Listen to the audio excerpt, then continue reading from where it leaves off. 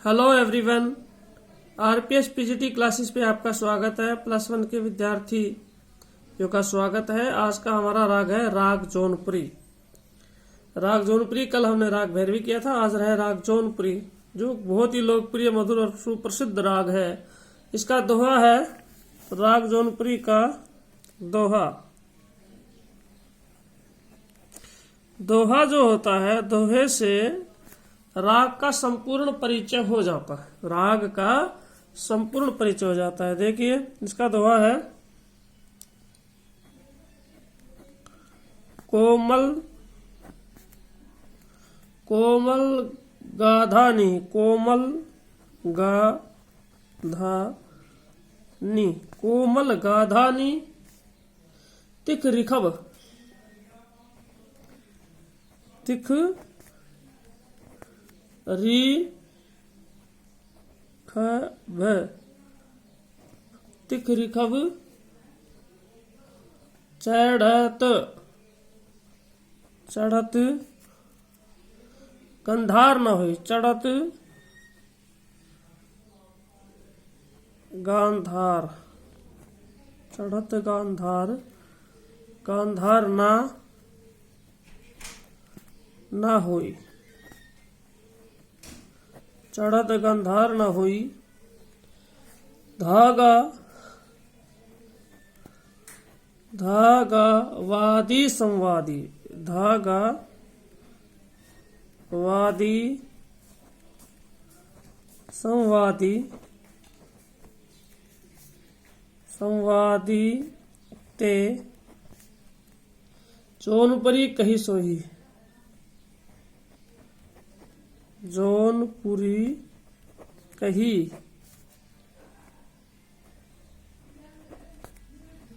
सोई। ये राग जौनपुरी का दोहा है। कोमल गाधानी तिख रिखब, चढ़त गंधार ना हुई, धागा वादी संवादित जौनपुरी कही सोही।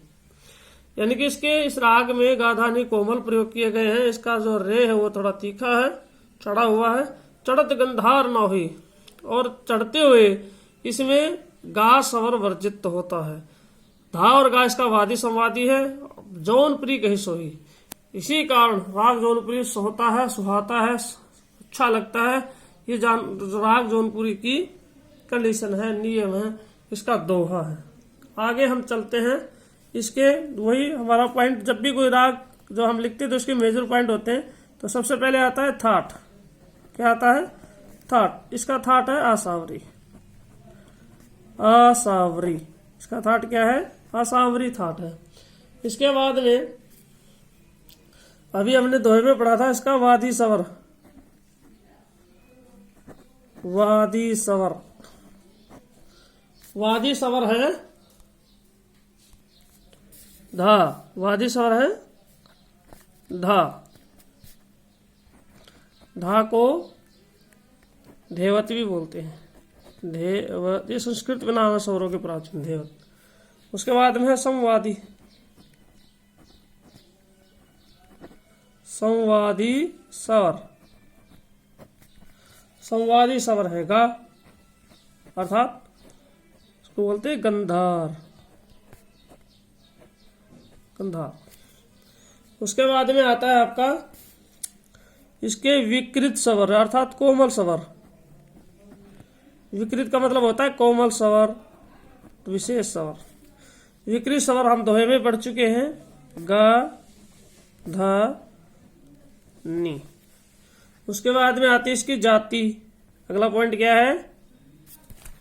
क्या आती है? जाति, जाति। इसके आरोह में रे वर्जित है, तो जाति क्या हुई? साड़ो, साड़ो संपूर्ण, साड़ो संपूर्ण इसकी जाति। क्योंकि आवरों में सातों स्वर लगते हैं और जाते हुए रे वर्जित है, तो एक कम होगा, तो साड़ो संपूर्ण। उसके बाद लिख भी देते हैं वर्जित स्वर। वर्जित स्वर हम दोहे में पढ़ चुके हैं। आरोह में गा स्वर। क्या है? गा स्वर। आरोह में गा स्वर। उसके बाद में आता है गायन समय।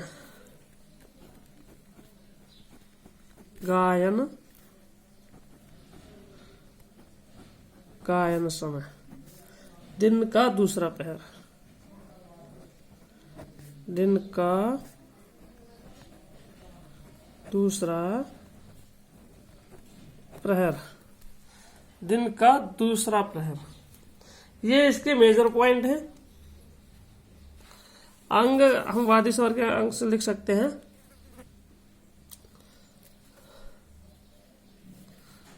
अंग है इसका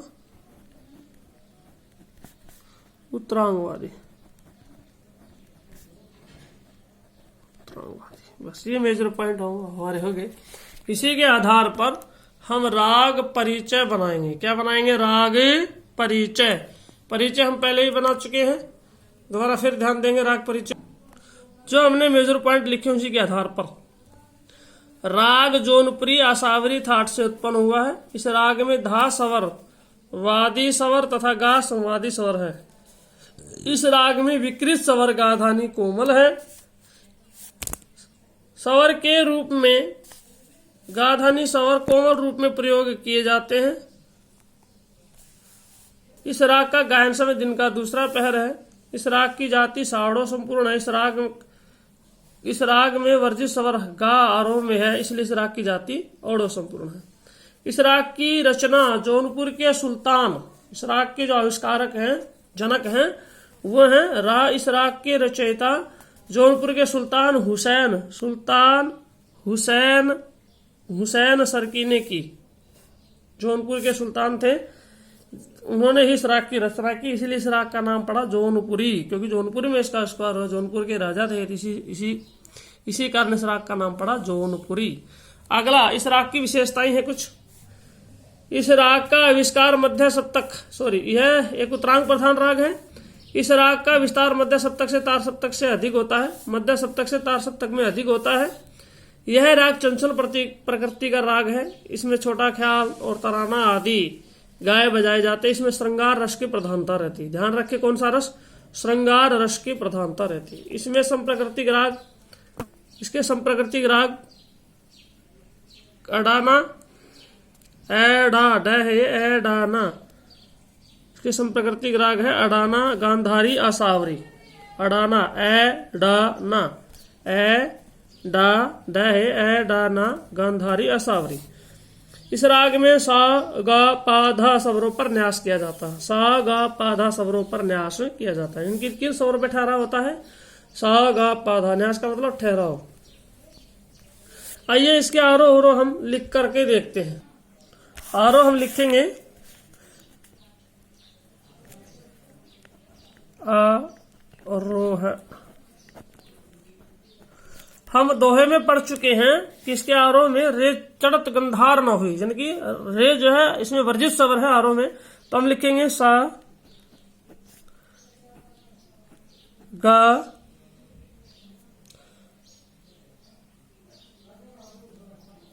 सा। दोहे के ऊपर दोबारा देखिए, कोमल गाधानी तिक रिखब चढ़त गंधार न हुई, चढ़ते हुए गंधार नहीं लगेगा, रे लगेगा। सा रे मा पा धा नी सा। ये तार सप्तक का सा मध्य सप्तक से आरंभ है। सा रे मा पा धा नी सा। कंडीशन ये है कि धा और नी क्या है इस राग में? कोमल है। धानी को क्या करेंगे? कोमल। अरावरों में सातों स्वर हैं, तो हम इसको स्पष्ट लिखेंगे। अवरोह सा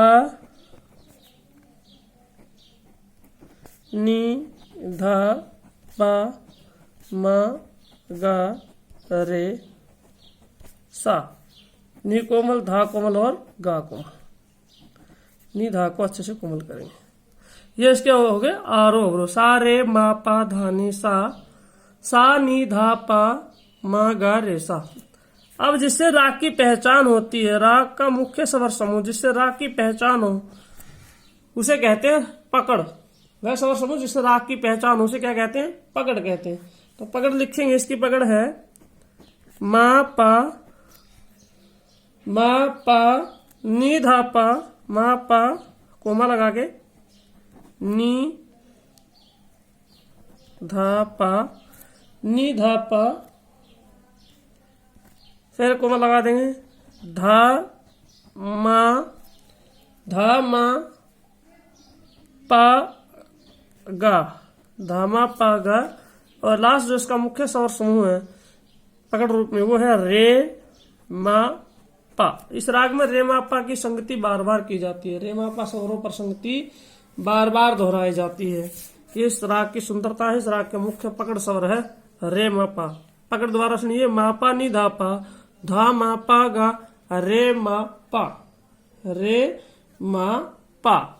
ये है आपका राग जौनपुरी। इसको अच्छे से याद करेंगे, लिखकर देखेंगे साफ साफ करेक्ट करके शुरू से। पहले मेजर पॉइंट, फिर उसका परिचय बनाएंगे, फिर विशेषताएं, फिर आरोह अवरोह पकड़। दोबारा सुनिएगा, पहले मेजर पॉइंट दोहा, फिर मेजर पॉइंट थाट, वादी, संवादी, विकृत स्वर, जाति, वर्जित स्वर, गायन, अंग। फिर इसी का हम परिचय बनाएंगे जो बीच में मैंने पढ़ के बताया था आपको। राग परिचय बनाएंगे, फिर इसकी 3 या 4 विशेषताएं हैं, उसके बाद में लिखेंगे आरोह अवरोह पकड़। ये आपका राग जौनपुरी कंप्लीट है।